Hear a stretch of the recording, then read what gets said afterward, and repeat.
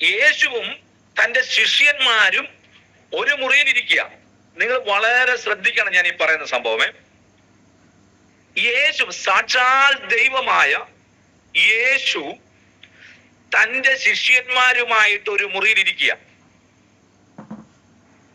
12 ശിഷ്യന്മാരുമായിട്ട് ഇരിക്കുമ്പോൾ യേശു അപ്പമെടുത്ത് നുറുക്കി, വാഴ്ത്തി അനുഗ്രഹിച്ച് നുറുക്കി തന്റെ ശിഷ്യന്മാർക്ക് ഓരോരുത്തർക്കായിട്ട് കൊടുക്കുകയാണ്. ഈ 12-ൽ 11 പേര് ഇത് കഴിച്ചപ്പോൾ ഈ 11 പേരുടെ അകത്തോട്ട് പോയത് അപ്പവാ. എന്നാൽ ഒരുവന്റെ അകത്ത് അപ്പം മാത്രമല്ല, അപ്പത്തോടു കൂടെ ഒരാളും കൂടെ കയറി. ആരാ കയറിയത്? സാത്താനും അവന്റെ അകത്ത് കയറി. ഞാൻ ചോദിക്കട്ടെ, ഈ 11 പേരിൽ എന്തുകൊണ്ടാണ് ഈ യൂദയുടെ അകത്ത് മാത്രം സാത്താൻ കയറാൻ കാരണം? എന്തുകൊണ്ടാണ് ഈ 11 പേരിൽ സാത്താൻ കയറാഞ്ഞത്? എന്തുകൊണ്ടാണ് യേശുവിന്റെ അടുത്തിരുന്ന യൂദയുടെ അകത്ത് കയറുവാൻ പിശാചിന് യേശുവിനെ ഭയമില്ലാഞ്ഞത്? നിങ്ങൾ ചിന്തിച്ചിട്ടുണ്ടോ അതുവല്ലോ? ആരാണ്ടൊക്കെ ഒത്തിരി പേര് ലെഫ്റ്റ് ആയി പോകുന്നുണ്ട്. എന്തുവാ പിന്നെ എന്തുവാ നെറ്റിന്റെ പ്രശ്നമാണോ? നിങ്ങൾ ചിന്തിച്ചിട്ടുണ്ടോ അത്? അതായത് യേശു ഇങ്ങനെ ഇരിക്കുക, യേശുവിന്റെ തൊട്ടടുത്ത്, അതായത് യേശു കണ്ട അപ്പത്തിന്റെ കഷണം മുറിച്ച് അവന് കൊടുക്കുക. അപ്പം ഏറ്റവും അടുത്തിരുന്ന് അപ്പകണ്ഠം കൊടുത്തപ്പോൾ കയ്യെത്തും ദൂരത്ത് ഇരുന്ന് യേശുവിന്റെ കയ്യിൽ നിന്ന് അവൻ അപ്പം മേടിച്ച് കഴിക്കുമ്പോൾ അവന്റെ അകത്തോട്ട് അപ്പം മാത്രമല്ല സാത്താനും കൂടെ കടന്നു. എന്നാൽ 11 പേരുടെ അകത്ത് സാത്താൻ കയറിയില്ല. എന്തുകൊണ്ട്? ഈ യൂദയുടെ അകത്ത് മാത്രം സാത്താൻ കയറാൻ കാരണം ആ ശുശ്രൂഷയുടെ ഒരുക്കത്തിന്റെ പ്രശ്നം വല്ലതും ആണോ? അതോ ശുശ്രൂഷകന്റെ പ്രശ്നമാണോ? ഒരുക്കത്തിന്റെ പ്രശ്നമായിരുന്നെങ്കിൽ 11 പേരിൽ കൂടെ കയറിയേനെ. ശുശ്രൂഷകന്റെ കുഴപ്പമായിരുന്നെങ്കിൽ ആരാ ശുശ്രൂഷകൻ ഇവിടെ? സാക്ഷാൽ യേശുവ. അപ്പം ഒരുക്കത്തിന്റെ പ്രശ്നമല്ല, ശുശ്രൂഷകന്റെ കുഴപ്പമല്ല. അപ്പം ഏതാ വേറെ ജാതികൾ വല്ല ഉണ്ടാക്കിയത് കൊണ്ടാണോ? അങ്ങനെയാണെങ്കിൽ 11 പേരുടെ അകത്ത് കയറണം. അവര് ഈ അപ്പം തന്നെയല്ലേ കഴിച്ചത്. അപ്പൊ അപ്പത്തിന്റെ പ്രശ്നവുമല്ല. പിന്നെ ആരുടെ പ്രശ്നമായത്? ആരുടെ പ്രശ്നമാണെന്ന് ഇവിടെ വളരെ വ്യക്തമായിട്ട് എഴുതിയിട്ടുണ്ട്. 12-ാം അധ്യായം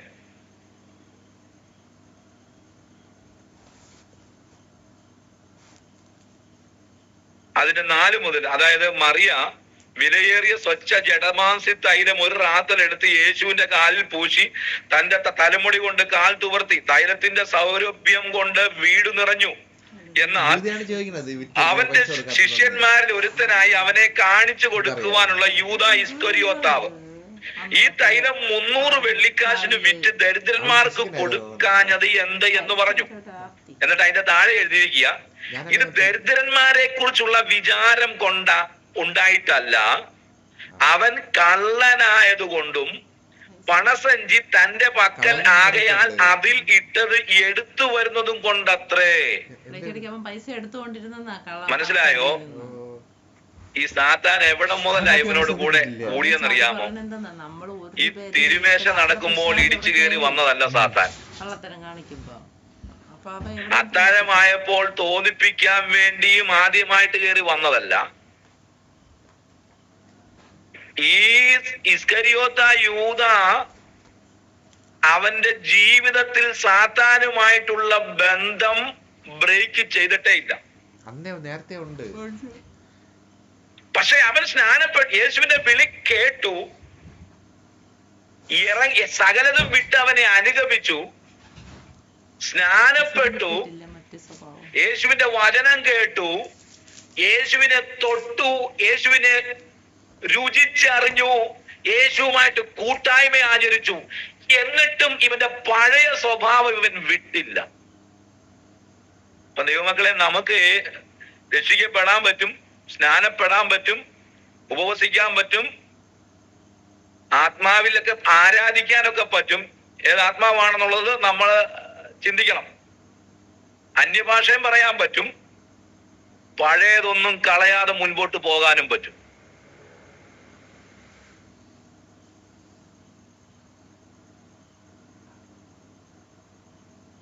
ഹല്ലേലൂയ. ഞാനൊരു കാര്യം വളരെ വ്യക്തമായി പറയാം. നമുക്ക് നമ്മെ നന്നായിട്ട് അറിയാം, ഇല്ലേ? നമ്മുടെ സ്വഭാവം, നമ്മൾ ആരാണെന്നുള്ളതും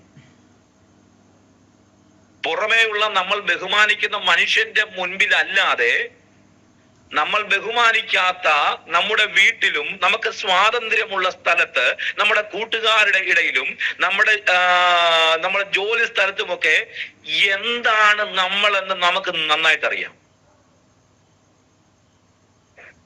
ചർച്ചിലെ പാസ്റ്ററുടെ മുൻപിൽ ഉള്ള നമ്മുടെ ഒരു ക്യാരക്ടറുണ്ട്. വീട്ടിൽ വരുമ്പോൾ അമ്മയുടെ അടുത്തുള്ള ഒരു ക്യാരക്ടറുണ്ട്, അത് പാസ്റ്റർക്ക് അറിയത്തില്ല. ഭാര്യയുടെ അടുത്ത്, ഭർത്താക്കന്മാരുടെ കാര്യം, ഭാര്യയുടെ അടുത്തുള്ള ഒരു ക്യാരക്ടറുണ്ട്, അതും പാസ്റ്റർക്ക് അറിയത്തില്ല, വിശ്വാസികൾക്ക് അറിയത്തില്ല. ഭാര്യമാർക്ക് ഭർത്താവിന്റെ അടുക്കൽ ഒരു ക്യാരക്ടറുണ്ട്, അത് പാസ്റ്റർക്ക് അറിയത്തില്ല, വിശ്വാസികൾക്ക് അറിയത്തില്ല. നമ്മുടെ പുറത്തുള്ള കൂട്ടുകാരുടെ മുമ്പിൽ ചെല്ലുമ്പോൾ ഒരു ക്യാരക്ടറുണ്ട്, അത് ഭാര്യയ്ക്ക് അറിയത്തില്ല, സഭയ്ക്ക് അറിയത്തില്ല, പാസ്റ്റർക്ക് അറിയത്തില്ല. ഞാൻ പറയാൻ നിങ്ങൾക്ക് മനസ്സിലാവുന്നത് ദൈവമക്കളെ,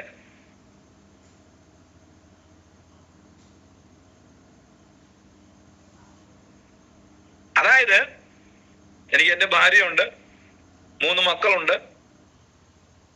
8 മക്കളിൽ ഏറ്റവും ഇളയ ആളാണ് ഞാനൊരു പാസ്റ്ററാണ്. എനിക്ക് ദൈവമക്കളായിട്ടുള്ള ഫ്രണ്ട്സ് ഉണ്ട്, ദൈവമക്കൾ അല്ലാത്തതായിട്ടുള്ള ഫ്രണ്ട്സ് ഉണ്ട്. ഞങ്ങളുടെ ചർച്ചിലെ പാസ്റ്ററുണ്ട്, സീനിയർ പാസ്റ്ററുണ്ട്, മറ്റുള്ള ശുശ്രൂഷകന്മാരുണ്ട്.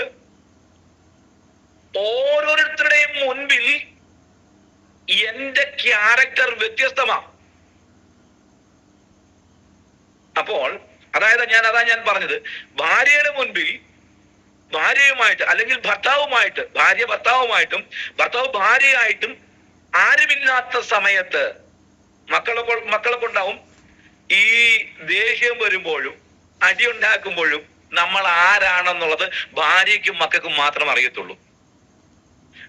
ഭാര്യ ആരാണെന്നുള്ളത് ഭർത്താവിനും മക്കൾക്കും മാത്രമേ അറിയത്തുള്ളൂ. പിന്നെ നമ്മുടെ അയൽവക്കക്കാരുമായിട്ട് നമ്മൾ അലമ്പൊക്കെ ഉണ്ടെങ്കിൽ അവർക്കും അറിയാം നമ്മൾ ആരാണ്. പക്ഷെ ഈ നമ്മളെ വിശ്വാസികൾക്കും അറിയത്തില്ല, പാസ്റ്റർമാർക്കും അറിയത്തില്ല. അവിടെ നമ്മൾ വേറൊരു സൗമ്യനായ ദൈവദാസൻ, സൗമ്യയായ ദൈവദാസി.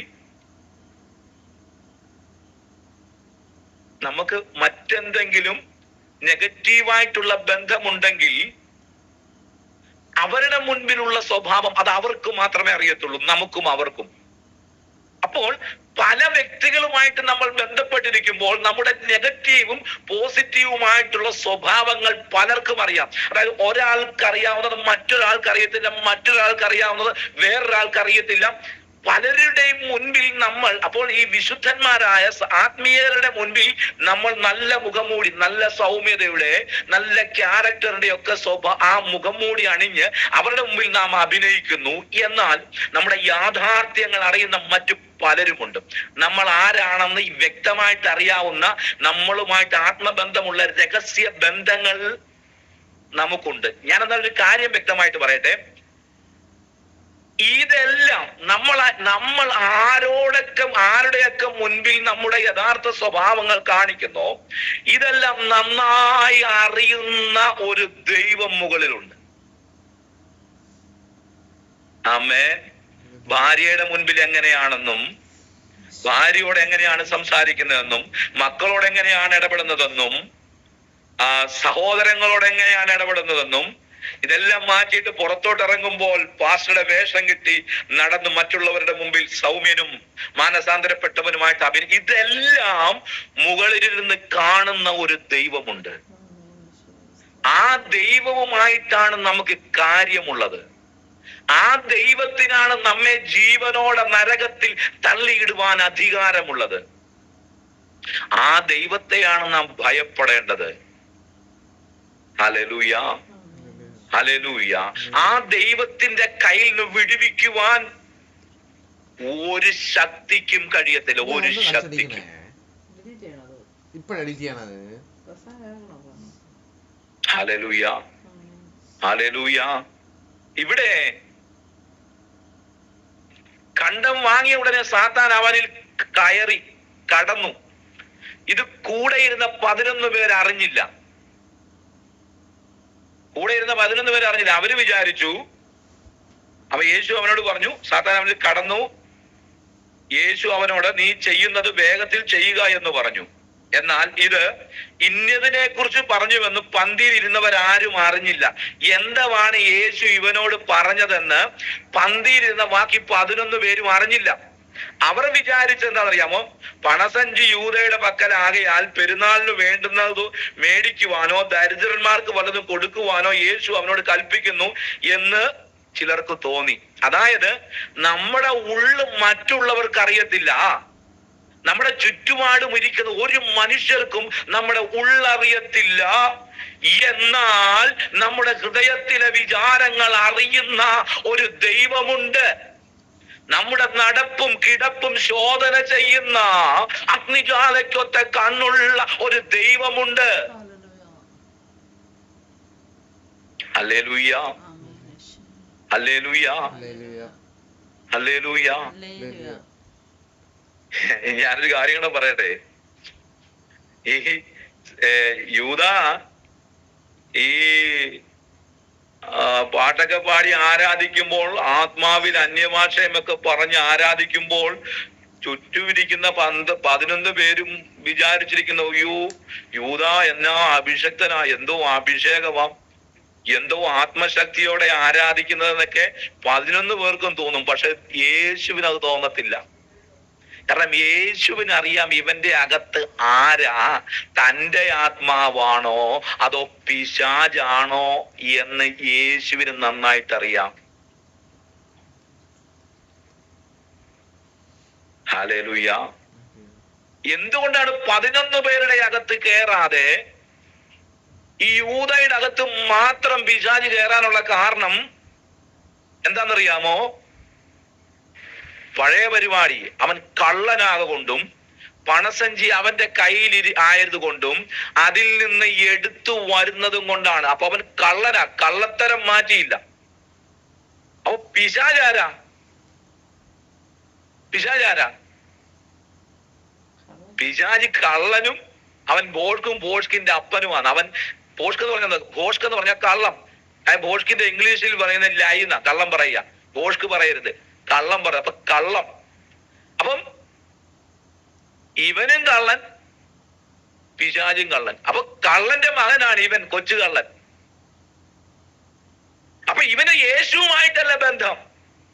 ഇവൻ യേശുവിന്റെ കൂടെ നടക്കുന്നുവെങ്കിലും ഇവന് ബന്ധം ഇവന്റെ അപ്പനുമായിട്ടാ. ഇവന്റെ അപ്പൻ ആരാ? പിശാച്. പക്ഷെ യേശുവിന് ആദ്യം മുതലേ അറിയാമായിരുന്നു. യേശുവിന് ആദ്യം മുതലേ അറിയാമായിരുന്നു. എന്നിട്ടും യേശു ഇവന്റെ കയ്യിൽ പണസഞ്ചി കൊടുത്തു. സമ്പത്തല്ല യേശു ഇവന്റെ കയ്യിലാ കൊടുത്തത്. അപ്പൊ ഇവനോർത്ത് സമ്പത്തല്ല മമ്മത് യേശു എന്നോട് ഒത്തിരി സ്നേഹമുള്ളത് കൊണ്ടാ. സമ്പത്തല്ല ഇവന്റെ കൈ വന്നു, ഇവരെടുത്ത് അതിനകത്ത് നിന്ന് അടിച്ചു മാറ്റുന്നു. ഞാൻ ഈ ഏറ്റവും അതാണ് ഭാഷയിൽ സംസാരിക്കുക. പഠിച്ചാൽ പൊട്ടാത്ത വാക്കുകളോ ഒന്നും പറയുന്നില്ല. നമുക്ക് കാര്യങ്ങൾ മനസ്സിലാകണമല്ലോ. അപ്പൊ ഈ സമ്പത്ത് നമുക്ക് വരുന്നതിനകത്തൊന്നും ദൈവം അതിനകത്തൊന്നും മൈൻഡ് വെക്കുന്ന ആളല്ല. ഈ നമ്മുടെ അവസ്ഥകൾ ഭൗതികമായിട്ടുള്ള അവസ്ഥകൾ മാറുമ്പോൾ സന്തോഷിക്കുന്ന ആളൊന്നുമല്ല ദൈവം. നമ്മുടെ ഭൗതികമായിട്ടുള്ള അവസ്ഥകൾ മാറുമ്പോൾ സന്തോഷിക്കുന്നവനല്ല ദൈവം. ദൈവം സന്തോഷിക്കുന്ന എപ്പോഴാണെന്നറിയാമോ? നമ്മൾ മാനസാന്തരപ്പെടുമ്പോഴാണ് സ്വർഗം സന്തോഷിക്കുന്നത്. പിന്മാറ്റക്കാരൻ മടങ്ങി വരുമ്പോഴാണ് സ്വർഗം സന്തോഷിക്കുന്നത്. ഇന്ന് വലിയ പള്ളിയിലൊക്കെ പോയിക്കുന്നത്, ഇപ്പൊ നാളെ മറ്റോമാരോടല്ലേ പണിക്ക് പോണത്. നമ്മുടെ അവസ്ഥകളൊക്കെ മാറുമ്പോൾ സന്ദോഷിക്കുന്ന ആരാന്നറിയാമോ?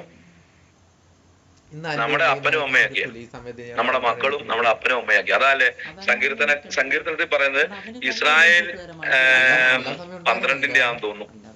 അവിടെ നിന്നപ്പോ ഉണ്ടായിരുന്നു, അല്ലാതെ പോണത് എപ്പോഴും ഇങ്ങനെയുള്ള പണിക്ക്. 14 സങ്കീർത്തനം 14:7 സിയോനിൽ നിന്ന് ഇസ്രായേലിന്റെ രക്ഷ വന്നെങ്കിൽ യഹോവ തന്റെ ജനത്തിന്റെ സ്ഥിതി മാറ്റുമ്പോൾ യാക്കോബ് സന്തോഷിക്കുകയും ഇസ്രായേൽ ആനന്ദിക്കുകയും ചെയ്യും. കേട്ടോ? യഹോവ തന്റെ ജനത്തിന്റെ സ്ഥിതി മാറ്റുമ്പോൾ യഹോവ സന്തോഷിക്കുകയും പരിശുദ്ധാത്മാവ് ആനന്ദിക്കുകയും ചെയ്യും എന്നാണോ ഇവിടെ എഴുതിയിരിക്കുന്നത്? അല്ല, ഇസ്രായേലിന്റെ അപ്പനായ യാക്കോബ് സന്തോഷിക്കുമെന്ന്. യഹോവ തന്റെ ജനത്തിന്റെ സ്ഥിതി മാറ്റുമ്പോൾ സന്തോഷിക്കുന്ന ആരെന്നറിയോ? അവന്റെ അപ്പൻ സന്തോഷിക്കും. സ്വർഗത്തിൽ ആ സന്തോഷമൊന്നുമില്ല. നമ്മുടെ അവസ്ഥകൾ കുറെ കാശിങ്ങോട്ട് വരുമ്പോ ഞാൻ എന്തിനാ ഇതൊക്കെ പറയുന്നറിയാമോ? ഇന്ന് പലയിടത്തും മെയിൻ വിഷയം എന്താണെന്നറിയോ? സമ്പത്താ, ഭൗതിക നന്മകൾ. ഇവിടെ നിന്ന് പ്രവചനം പറഞ്ഞ് അമേരിക്കയിലും UK-യിലും നെതർലൻഡിലും ഒക്കെ അയക്കും. എന്നിട്ട് പുറകെ അവിടെയും ചെന്ന് പറയും, നിന്നെ ഇതിനേക്കാൾ വലിയ ഒരു രാജ്യത്തേക്ക് നിന്നെ അയക്കുവാൻ പോകുന്നു. നിന്റെ അവസ്ഥകൾക്ക് അവിടെയും ചെന്നിട്ട് പ്രവചിക്കും, നിന്റെ അവസ്ഥകൾക്ക് വ്യത്യാസം വരുവാൻ പോകുന്നു, നിന്റെ കടഭാരം മാറാൻ പോകുന്നു. ദൈവമക്കളെ, ഞാനൊരു കാര്യം പറയട്ടെ. ഹല്ലേലൂയ. എത്ര കോടിക്കണക്കിന് രൂപ നമ്മുടെ കയ്യിലുണ്ടെങ്കിലും അല്ലെങ്കിൽ അടുത്ത നിമിഷം നാം ജീവിക്കണമെങ്കിൽ സർവശക്തൻ അനുവദിക്കാതെ കഴിയത്തില്ല കേട്ടോ. കോടിക്കണക്കിന് രൂപ നമ്മുടെ കൈവശം ഉണ്ടെങ്കിലും ഒരൊറ്റ പനി വന്നാൽ അല്ലെങ്കിൽ സർവശക്തൻ നമ്മെ സഹായിക്കുന്നില്ലെങ്കിൽ ആ പൈസയൊക്കെ അതുപോലെ അവിടെ ഇരിക്കും. അല്ലെങ്കിൽ നാം ഈ ലോകത്തോട് അതിനോടെല്ലാം ഗുഡ് ബൈ പറയേണ്ടി വരും. സമ്പത്തൊന്നും ഒരിക്കലും നമ്മെ ദൈവരാജ്യത്തോട് അടുപ്പിക്കുന്നില്ല. നാം ഈ ഭൂമിയിലേക്ക് എങ്ങനെ വന്നു അതുപോലെ തന്നെ നാം മടങ്ങിപ്പോവും. എത്ര കോടികൾ സമ്പാദിച്ചാലും ഒരു 10 തലമുറയ്ക്കോ 100 തലമുറയ്ക്കോ നിങ്ങൾ സമ്പാദിച്ചോളൂ, ഒന്നും കൊണ്ടുപോകത്തില്ല. സമ്പത്ത് വർദ്ധിച്ചാൽ അതിൽ മനസ്സ് വെക്കരുത്. സമ്പത്ത് നമ്മുടെ പുറകെ വരട്ടെ, അല്ലെ നമ്മുടെ മുൻപിൽ നമ്മുടെ ദൈവമല്ലാതെ മറ്റൊന്നും കാണരുത്. ആരോ പ്രസംഗിക്കുന്നത് ഞാൻ കേട്ടു, പറയാതിരിക്കാൻ എനിക്ക് നിവൃത്തിയില്ല. ദാരിദ്ര്യം ശാപമാണെന്ന്, സമ്പത്തില്ലായ്മ ശാപമാണെന്ന് പ്രസംഗിക്കുന്നത് ഞാൻ കേട്ടു. അയ്യോ, യോബിന്റെ ജീവിതത്തിൽ അവൻ സമ്പത്ത് വന്നപ്പോൾ ധാരാളം സമ്പത്ത്, ധനികനായിരുന്നു. അവിടെയും യോബിന്റെ ക്യാരക്ടർ എന്താണെന്നറിയാമോ? അവന്റെ മുൻപിൽ സമ്പത്തല്ലായിരുന്നു, അവന്റെ മുൻപിൽ ദൈവമായിരുന്നു. പക്ഷെ പിശാച് പറഞ്ഞു, ഈ സമ്പത്തെല്ലാം നീ കൊടുത്തത് കൊണ്ടാ അവൻ നിന്നെ സ്നേഹിക്കുന്നതെന്ന് പറഞ്ഞു. ദൈവം പറഞ്ഞു, എന്നാ സമ്പത്തെല്ലാം നീ എടുത്ത് കളാം. പിശാചിന് സന്തോഷമായി. പിശാച് എന്ന് സമ്പത്തെല്ലാം കളഞ്ഞു, മക്കളെയും കളഞ്ഞു, ശരീരവും കളഞ്ഞു, പ്രാണനല്ലാതെ ഒന്നുമില്ല. എന്നിട്ടും ഇയ്യോബ് ഹല്ലേലൂയ അവന്റെ മുൻപിൽ അവന്റെ കഷ്ടതയൊന്നുമല്ലായിരുന്നു, അവന്റെ മുൻപിൽ അവന്റെ ദൈവം തന്നെയായിരുന്നു. സമ്പത്ത് നമ്മെ നിയന്ത്രിക്കരുത്, നാം സമ്പത്തിനെ നിയന്ത്രിക്കണം. സമ്പത്ത് വർദ്ധിച്ചാൽ അതിനകത്ത് മനസ്സ് വെക്കരുത്. ദൈവത്തിൽ തന്നെ ആയിരിക്കണം നമ്മുടെ മനസ്സും ഹൃദയവും. അത് വെറുതെയല്ല, പൂർണ്ണ ഹൃദയത്തോടും പൂർണ്ണ മനസ്സോടും പൂർണ്ണ ആത്മാവോടും കൂടെ ആയിരിക്കണം, പൂർണ്ണ ശക്തിയോടെ ആയിരിക്കണം. നമ്മുടെ മക്കളെക്കാൾ ദൈവത്തെ സ്നേഹിക്കണം, ഭാര്യയേക്കാൾ ദൈവത്തെ സ്നേഹിക്കണം, ഭർത്താവിനേക്കാൾ ദൈവത്തെ സ്നേഹിക്കണം, നമ്മേക്കാൾ നാം ദൈവത്തെ സ്നേഹിക്കണം. അവൻ നടത്തുന്ന വഴികളിലൊക്കെ നാം വിശ്വസ്തരായിരിക്കണം. അവൻ നടത്തരുന്നതെല്ലാം എല്ലാത്തിനും സ്തോത്രം ചെയ്യുന്നവരായിരിക്കണം. അങ്ങനെയെങ്കിൽ ഹല്ലേലൂയ, ഞാനൊരു കാര്യം പറയാൻ ദൈവത്തിന്റെ മക്കളെ, പിശാചിന് നമ്മെ ഒന്നും ചെയ്യുവാൻ കഴിയത്തില്ല. ദാരിദ്ര്യം വന്നോട്ടെ, അവിടെയും ദൈവം എന്റെ ദൈവമാണെന്ന് പറയുന്നുവെങ്കിൽ, സമ്പത്ത് വന്നോട്ടെ, അവിടെയും ദൈവം എന്റെ ദൈവമാണെന്ന് പറയുന്നുവെങ്കിൽ പിശാചിന് നമ്മെ ഒന്നും ചെയ്യുവാൻ കഴിയത്തില്ല. പിശാചിന് ഇടം കൊടുക്കരുത്. അവൻ നമ്മെ വിഴുങ്ങിക്കളയുവാൻ വേണ്ടി അലർന്ന സിംഹം എന്ന് നമ്മളെ ഊടാടി സഞ്ചരിക്കുക. എങ്ങനെയാ സഞ്ചരിക്കുന്ന അറിയാമോ? നമ്മുടെ വീക്ക്നെസ്, പാപം ചെയ്യുവാനുള്ള നമ്മുടെ ബലഹീനതയെ ചൂഷണം ചെയ്യുവാൻ അവൻ ഇങ്ങനെ ഊടാടി സഞ്ചരിക്കുക. അല്ല നമ്മുടെ ഈ വഴി മുടക്കി പരിപാടി ഒന്നും അല്ല ദൈവമക്കളെ. അതൊന്നുമല്ല. പിശാചിന്റെ പരിപാടി അതൊന്നുമല്ല. നമ്മുടെ ബലഹീനത മുഴിപ്പിച്ച് നമ്മെ പാപം ചെയ്യിച്ച് ദൈവത്തിൽ നിന്ന് അകറ്റി അവനോട് കൂടെ നിത്യ നരകത്തിൽ തള്ളിയിടുക എന്നുള്ളതാണ് പിശാചിന്റെ ലക്ഷ്യം. നമ്മെ കൊണ്ട് പാപം ചെയ്യിക്കുക എന്നുള്ളതാണ് അവന്റെ ലക്ഷ്യം. നമ്മെ കൊണ്ട് പാപം ചെയ്യിക്കുക, നമ്മെ കൊണ്ട് ചെറുതും വലുതുമായ പാപങ്ങൾ ചെയ്യിക്കുക, ദൈവത്തിന് അനിഷ്ടമായത് നമ്മൾ ചെയ്യുക, അവന്റെ കൽപ്പനകൾ അനുസരിക്കാതിരിക്കുവാൻ ശ്രമിപ്പിക്കുക, ദൈവത്തെക്കാൾ അവനെ ഭയപ്പെടുവാൻ വേണ്ടി നമ്മുടെ ഹൃദയത്തിൽ ആവശ്യമില്ലാത്ത ഭയങ്ങൾ കൊണ്ടുവരികയാണ്. എന്തിനായി പിശാച് ഇതൊക്കെ ചെയ്യുന്നത്? എന്തിനാണെന്നറിയാമോ? അല്ലെങ്കിൽ നമുക്ക് ആവശ്യമില്ലാത്ത സമ്പത്ത്, അളവറ്റ സമ്പത്ത് കൊണ്ടുവരിക. എന്തിനാണെന്നറിയാമോ ഇതൊക്കെ? നമ്മെ ദൈവത്തിൽ നിന്ന് അകറ്റുവാൻ. ഹല്ലേലൂയ. നമ്മെ ദൈവത്തിൽ നിന്ന് അകറ്റുക, അതാണ് അവന്റെ ലക്ഷ്യം. ഇനി നമ്മുടെ മുമ്പിൽ സമയം അധികമില്ലല്ലോ. ഞാൻ ഒന്ന് രണ്ട് കാര്യങ്ങൾ പറഞ്ഞ് ഈ മെസ്സേജ് ഞാൻ കൺക്ലൂഡ് ചെയ്യാൻ ആഗ്രഹിക്കുക. യേശുവിന്റെ തൊട്ടടുക്കലിരുന്ന യൂദായുടെ അകത്തേക്ക് പിശാച് വന്ന് കയറുന്നത് യേശു കണ്ടിട്ട് യേശു മൗനമായിട്ടിരുന്നു. എന്നാൽ പത്രോസിനെ പിശാച് പാറ്റിക്കളയുവാൻ ശ്രമിച്ചപ്പോൾ യേശു അവിടെ ഇടപെട്ടു. ശ്രദ്ധിക്കണമേ. ഒരു തരിവോ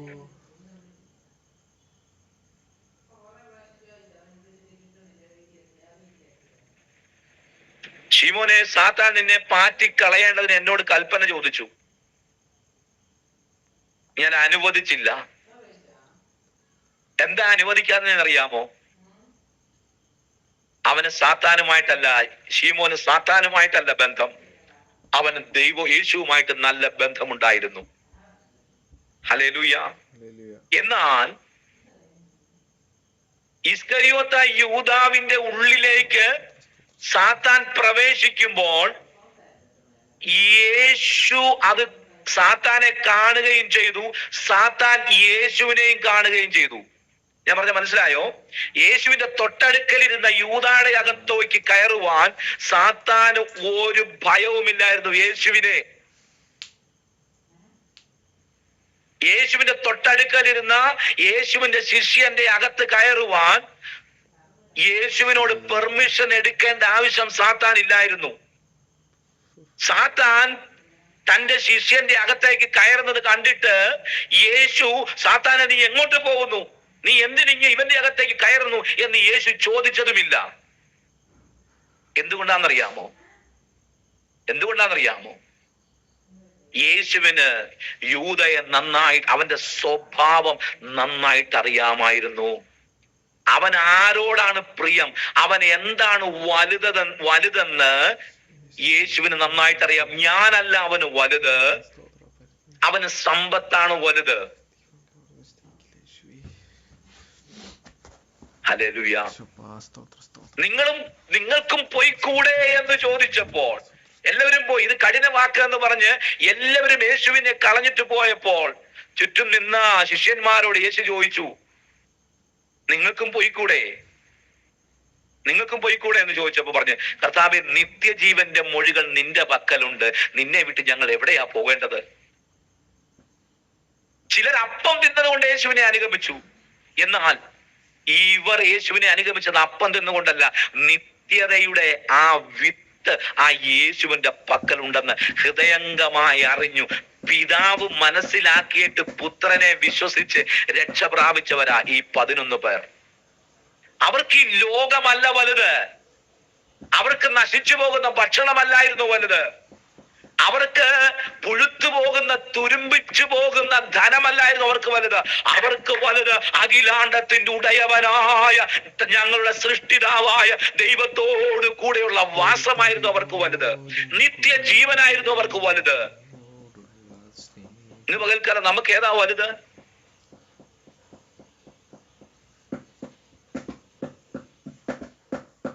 നമുക്ക് ഏതാണ് വലുത്?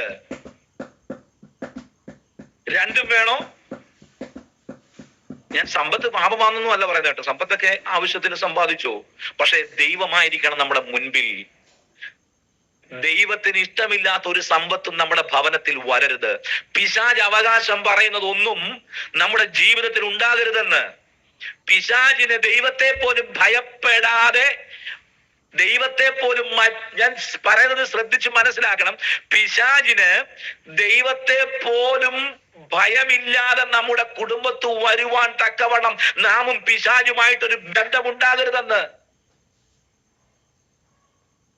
Hallelujah, hallelujah, hallelujah. എങ്ങനെയാണ് ആ ബന്ധം ഉണ്ടാകുന്നത്?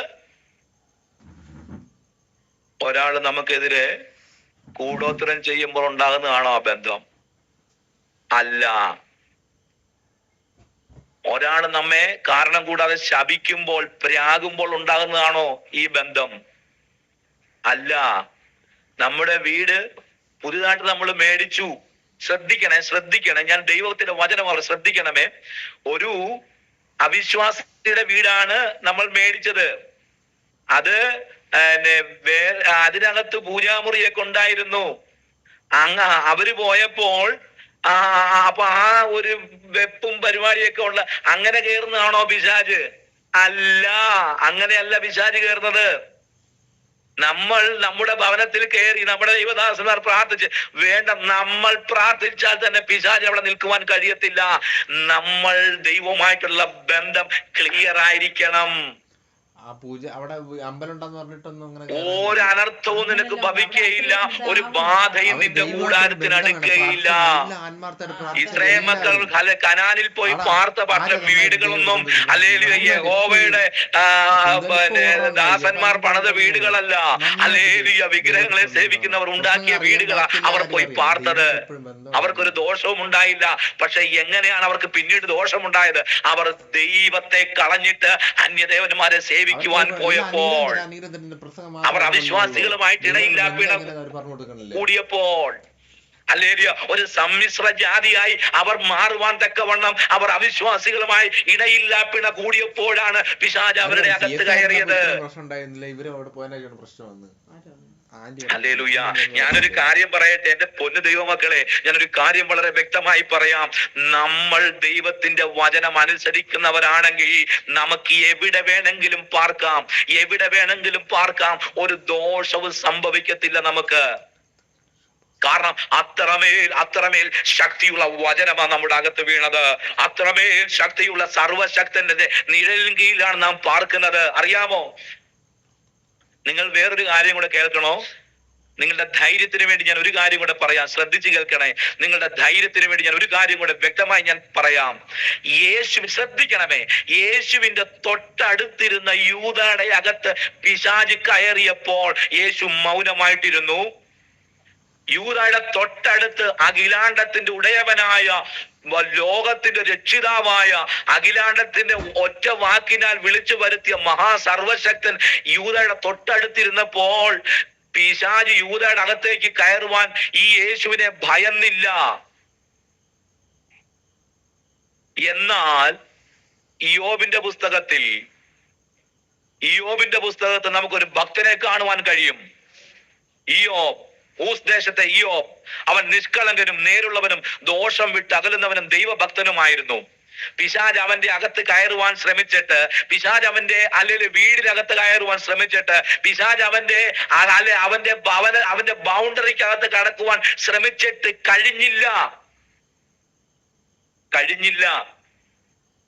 കഴിഞ്ഞില്ല. എന്നിട്ട് പിശാച് എവിടെ പോയെന്നറിയാമോ? പെർമിഷൻ എടുക്കാൻ എവിടെ പോയെന്നറിയാമോ? ഇയ്യോബിന്റെ തൊട്ടടുത്തല്ല ദൈവം ഇരുന്നത്. ശ്രദ്ധിക്കണമേ, ഇയ്യോബിന്റെ തൊട്ടടുത്തല്ല, ആ വീട്ടിലല്ല, ആ റൂമിലല്ല ഇരുന്നത്. ആ പഞ്ചായത്തിൽ പോലും ദൈവമില്ല. ദൈവം എവിടെയാണെന്നറിയാമോ? 1000 കോടി വാനഗോളങ്ങളെ താണ്ടി അങ്ങ് സ്വർഗത്തിലിരിക്കുന്ന ദൈവത്തിന്റെ അടുക്കൽ ചെന്നിട്ട്, അല്ലെങ്കിൽ പിശാച് സാത്താൻ ദൈവത്തോട് ചോദിച്ചു, ഞാൻ ആ ഇയ്യോബിനെ ഒന്ന് തൊട്ടോട്ടെ എന്ന്. ഹല്ലേലൂയ. യേശുവിന്റെ രക്തത്താൽ ജയം. മനസ്സിലായ ദൈവത്തിന്റെ മക്കളെ? എന്നാൽ നമ്മൾ വായിച്ച യോഹന്നാന്റെ സുവിശേഷത്തിൽ യൂദയുടെ തൊട്ടടുത്തിരുന്ന ഇതേ ദൈവം മയന്തിയില്ല, ഇതേ ഭയമുള്ള പിശാച് ഈ യേശുവിനെ മയന്തിയില്ല. കാരണം എന്താണെന്നറിയാമോ? യേശുവിനറിയാം ഇവൻ ആരുമായിട്ടാ ബന്ധം. യേശുവിന് നന്നായിട്ട് അറിയാം ഇവൻ ആരുമായിട്ടാ ബന്ധം. എന്തുകൊണ്ട് ഈ 11 പേരുടെ അടുക്കലേക്ക് കയറിയില്ല? ഈ 11 പേർക്കും അവർക്ക് യേശുവുമായിട്ടാണ് ബന്ധം. അവർ പഴയതിനെല്ലാം ഉപേക്ഷിച്ചിട്ടാണ് യേശുവിന്റെ പിന്നാലെ അവർ വന്നത്. അവർ പഴയ സ്വഭാവമെല്ലാം മാറ്റിവെച്ചു. അവർ പുതിയ സൃഷ്ടിയായി മാറി. അവരുടെ ഹൃദയത്തെ തൂക്കി നോക്കിയ ദൈവത്തിന് യേശുവിന് മനസ്സിലായി, ഇവർ എന്റെ മക്കൾ, ഇവർ എന്റെ മക്കൾ, ഇവർ വാഗ്ദത്തം പ്രാപിക്കുവാൻ യോഗ്യർ, ഇവർ ഇസ്രായേൽ ഗോത്രത്തെ 12നെയും ന്യായം വിധിക്കാൻ എന്നോടുകൂടെ ഇരിക്കുവാൻ യോഗ്യരെന്ന് എണ്ണി. അവരെ തൊടാൻ പിശാചിന് കഴിഞ്ഞില്ല. എന്നാൽ ഇവിടെ യൂദയ്ക്ക് എന്ത് സംഭവിച്ചു? അവൻ കള്ളൻ. അവൻ യേശുവിന്റെ കൂടെ നടന്നിട്ടും യേശുവിന്റെ വായിൽ നിന്ന് കേൾക്കുന്ന ജീവനുള്ള വചനം കേട്ടിട്ടും അവന്റെ പഴയ സ്വഭാവങ്ങൾ ഒന്നും കളഞ്ഞില്ല. അവൻ കള്ളനായിരുന്നു. പണസഞ്ചി അവന്റെ കയ്യിലായിരുന്നു. അതിലിട്ടത് യേശു അറിയാതെ എടുത്തുകൊണ്ടിരുന്നു. ഇവൻ ഓർത്തു യേശു ഇതൊന്നും അറിയുന്നില്ലെന്ന്. സമുദ്രത്തിന്റെ അടിയിൽ കിടക്ക വിരിച്ചാലും നക്ഷത്രങ്ങളുടെ ഇടയിൽ കൂടുകൂട്ടിയാലും അവിടെ പോലും സർവശക്തന്റെ കണ്ണിന് മറവല്ല എന്നുള്ളത് ഈ യൂദയ്ക്ക് അറിയില്ലായിരുന്നു. അവനത് മൈൻഡ് ില്ല, അവനത് ഗ്രഹിച്ചില്ല. ഇത് രാത്രികാലം എന്നെ കേൾക്കുന്ന ദൈവത്തിന്റെ മക്കളെ, സാത്താനുമായിട്ടുള്ള ബന്ധം എങ്ങനെയാണെന്നറിയാമോ നമുക്കുണ്ടാകുന്നത്? നമ്മുടെ സ്വഭാവത്തിൽ കൂടെയാണ് സാത്താൻ അകത്ത് കയറുന്നത്. നമ്മുടെ സ്വഭാവത്തിൽ കൂടെയാണ് സാത്താൻ അകത്ത് കയറുന്നത്. അല്ലാതെ ഞാൻ മുമ്പേ പറഞ്ഞതുപോലെ വീടിന്റെ ഇരിപ്പിൽ കൂടെയല്ല സാത്താൻ കയറുന്നത്.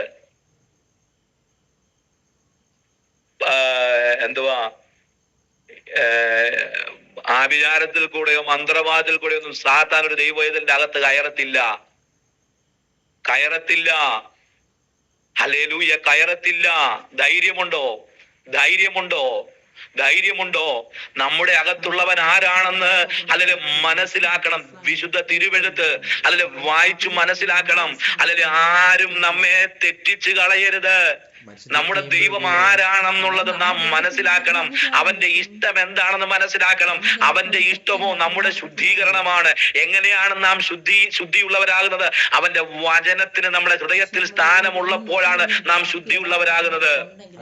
അവന്റെ വചനത്താലാണ് നാം ശുദ്ധീകരിക്കപ്പെടുന്നത്. ഇന്ന് നിങ്ങൾ എന്റെ വചനം കേട്ടതിനാൽ നിങ്ങൾ ഇപ്പോൾ ശുദ്ധിയുള്ളവരാണ്. യോഹന്നാന്റെ സുവിശേഷം 15-ാം അധ്യായത്തിൽ വചനമാണ് നമ്മെ ശുദ്ധീകരിക്കുന്നത്. വചനം എങ്ങനെയാണ് നമ്മെ ശുദ്ധീകരിക്കുന്നത്? അത് അനുസരിക്കുമ്പോഴാണ് നമ്മൾ ശുദ്ധിയുള്ളവരായി മാറുന്നത്. ദൈവമക്കളെ, വചനം ഒന്ന് അനുസരിക്കാമോ? അവന്റെ കൽപ്പനകളൊന്ന് അനുസരിക്കാമോ? പ്രതികൂലങ്ങൾ വരുമ്പോൾ, പ്രതിസന്ധികൾ വരുമ്പോൾ കർത്താവിനെ കളയരുതേ. കുറുക്കു വഴികൾ നോക്കരുതേ. അവൻ തരുന്ന ബാലശിക്ഷകൾ അനുഭവിച്ച് മുൻപോട്ട് പോയേക്ക്. അവൻ തരുന്ന കഷ്ടതകളാണോ? കഷ്ടതകൾ ദൈവമേ എന്നവകാശം. ഹല്ലേലൂയ. പഴയ ഭക്തന്മാർ അങ്ങനെ കഷ്ടത വന്നപ്പോൾ അവർ പിശാചിനെ പഴിചാരുകയല്ലായിരുന്നു, അവർ ദൈവത്തിന്റെ സന്നിധിയിൽ വന്നു. ഹല്ലേലൂയ. സാധു എന്നെ കൈവിടാതെ നാഥനെന്നും നടത്തിയിടുന്നു. അന്ത്യത്തോളം ചിറകടിയിൽ അവൻ കാത്തിടും ധരയിൽ. അതാ വിശ്വാസം. ഹല്ലേലൂയ. ആപത്തിലും രോഗത്തിലും അവനാണ് എനിക്കഭയം. Hallelujah, hallelujah. കൂടാരമാം ഭവനം വിട്ടൊഴിഞ്ഞാലേതുമില്ല. സോർപുരിയിലെ വാസമോർത്താൽ പാരിൽ ദുഃഖങ്ങൾ സാരമില്ല. ഇതാ ഭക്തന്മാർ പാടിയത്. ഇന്നത്തെ പാട്ട് എന്തുവാ? പാട്ടിനെ ഞാൻ വിമർശിക്കുകയല്ല, ഞാനൊരു പാട്ടുകാരനാണ്. ഇന്നത്തെ പാട്ട് എന്താ? ഹല്ലേലൂയ. എന്തുവാ? എല്ലാം അനുഗ്രഹം. അയ്യോ, ഞാനൊരു കാര്യം പറയട്ടെ. നമുക്ക് പണം വേണം ജീവിക്കാൻ, എന്നാൽ അത് മാത്രമാകരുത് നമ്മുടെ ലക്ഷ്യം. ഹല്ലേലൂയ. അത് മാത്രമാകല്ലേ. ദൈവത്തെ, സമ്പത്ത്, ധനവും മാനവും എന്റെ പിന്നാലെ. ഞാൻ എങ്ങനെ ആ ഒരു വാക്യമുണ്ടല്ലോ, എന്നെ അനുഗമിക്കുന്ന. ധനവും മാനവും പുരാതന സമ്പത്ത് എന്നെ അനുഗമിക്കുമെന്ന്. അത് എന്റെ പുറകെ വരുമെന്ന്. ഞാൻ അതിന്റെ പുറകെ പോകുന്നല്ല, ഞാൻ എന്റെ യേശുവിന്റെ പുറകെ പോകും. ഹല്ലേലൂയ. ഞാൻ യഹോവയെ എപ്പോഴും എന്റെ മുൻപിൽ വെച്ചിരിക്കുന്നു, അതുകൊണ്ട് ഞാൻ കുലുങ്ങിപ്പോകത്തില്ല. ഞാനൊരു കാര്യം പറയാം, നിങ്ങൾ കോടിക്കണക്കിന് രൂപ നിങ്ങളുടെ മുൻപിൽ വെച്ച് ഒറ്റ പനി വന്നാൽ നിങ്ങൾ കുലുങ്ങിപ്പോകും, നിങ്ങൾ തകർന്നു പോകും, നിങ്ങൾ നിലംപരിചായി പോകും, നിങ്ങൾ ഈ ലോകത്ത് തന്നെ ഇല്ലാതായി പോകും. എന്നാൽ ഒരു പൈസ പോലും വേണ്ട, നിങ്ങൾ ദൈവത്തെ മുൻപിൽ വെച്ചേ. അല്ലെങ്കിൽ ഞാൻ യഹോവയെ എപ്പോഴും എന്റെ മുൻപിൽ വെച്ചിരിക്കുന്നു, അതുകൊണ്ട് ഞാൻ കുലുങ്ങിപ്പോകത്തില്ല. മനുഷ്യന് എന്നോട് എന്ത് ചെയ്യുവാൻ കഴിയും? Hallelujah, hallelujah, hallelujah, hallelujah. ഈ വിഷയത്തിൽ നിങ്ങൾക്ക് എന്തെങ്കിലും സംശയങ്ങൾ ഉണ്ടെങ്കിൽ എന്നോട് ചോദിക്കാം.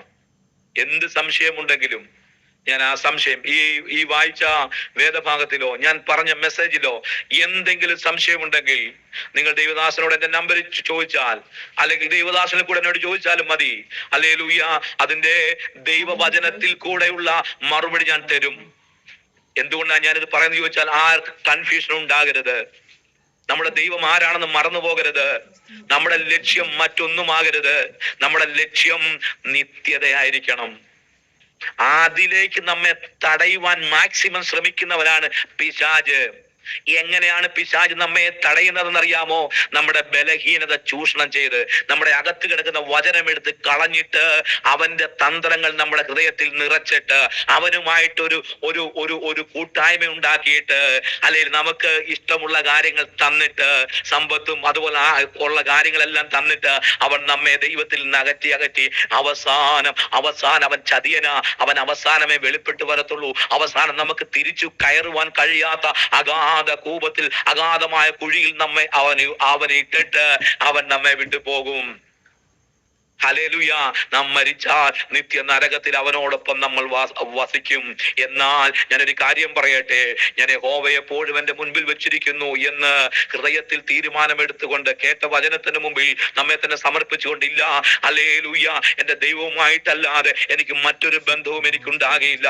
എന്റെ ദൈവത്തിന്റെ കൽപ്പനകൾ അനുസരിക്കുവാൻ ഞാൻ ദിനം പ്രതി ഞാൻ ശ്രമിക്കും. അവന്റെ കൽപ്പനകളെ ഞാൻ ഓർത്ത് ആചരിക്കും. അവന്റെ കൽപ്പനകൾക്ക് ഇടത്തോട്ടോ വലത്തോട്ടോ ഞാൻ തിരികെയില്ല. അവന്റെ കൽപ്പനകൾ അനുസരിച്ച് അല്ലെങ്കിൽ അവനായി ഞാൻ ജീവിക്കും. ഹല്ലേലൂയ. ഞാൻ അവനിലായിരിക്കും, അവൻ എന്നിലായിരിക്കും. Praise the Lord. കർത്താവ് അനുവദിക്കുന്നുവെങ്കിൽ ഇതിന്റെ ബാക്കി അടുത്ത പ്രാവശ്യം കർത്താവിന്റെ പുറത്ത് താമസിക്കുന്ന നമുക്ക് സംസാരിക്കാം. നിങ്ങൾ അനുവദിക്കുന്നുവെങ്കിൽ അപ്രകാരം ഒരു അവസരം ഉണ്ടാകട്ടെ. ഇവിടെ സമയം പോയത് കൊണ്ട് ഞാൻ ഇപ്പോൾ തൽക്കാലം നിർത്തുന്നു. ഈ വചനങ്ങൾ ആ ദൈവം നമ്മെ അനുഗ്രഹിക്കട്ടെ. ഇതുവരെയും എന്നെ ശ്രമിച്ച ദൈവമക്കൾക്കെല്ലാം എന്റെ നന്ദി അറിയിച്ചുകൊണ്ട് ഞാൻ ദിവസങ്ങൾ കാണിക്കുന്ന ദൈവം നമ്മെ ധാരാളമായി അനുഗ്രഹിക്കട്ടെ. അമേൻ. Praise Lord. വളരെ അനുഗ്രഹിക്കപ്പെട്ട ഒരു ചിന്ത കേട്ട സമയത്ത് എന്റെ മനസ്സിൽ കർത്താവിന്റെ ദാസൻ സംസാരിച്ചുകൊണ്ടിരുന്ന സമയത്ത് വന്ന ഒരു ചിന്ത ഇങ്ങനെയാണ്: നമ്മളിലും ചില യൂദാസുമാര് ഒളിഞ്ഞിരിക്കുന്നുണ്ട്. നമ്മളിലും ചില യൂദയുടെ അനുഭവങ്ങൾ ഒളിഞ്ഞിരിക്കുന്നുണ്ട് പ്രിയരെ. അമേൻ. സ്വതന്ത്രം ചെയ്തു നീതിമാൻ ആരുമില്ല, ഒരുത്തൻ പോലുമില്ല. ഇന്ന് പകൽക്കാലം നമുക്ക് നമ്മളെ തന്നെ സമർപ്പിച്ച പ്രാർത്ഥിക്കുവാൻ സാധിക്കുമോ? കർത്താവേ, അടിയങ്ങളുടെ നോട്ടത്തിൽ, ഭാവത്തിൽ, ചിന്തകളിൽ, ഹൃദയ നിരൂപണങ്ങളിൽ കൊടുക്ക